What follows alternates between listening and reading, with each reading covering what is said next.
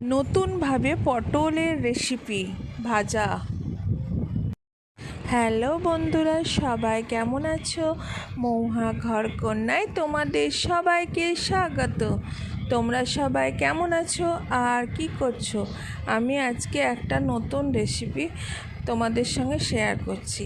সাদা ভাতে এই পটল ভাজাটা খেতে হেভি টেস্টি।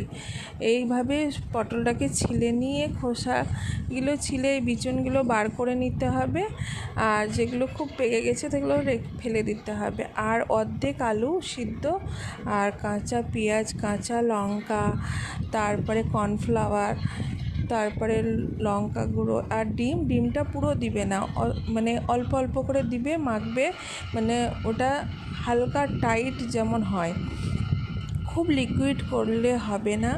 এইভাবে মেখে নিতে হবে, তারপরে পটলগুলোর মধ্যে ভরে হালকাভাবে ভেজে নিতে হবে। হেভি টেস্টি করে খাও। Bye bye.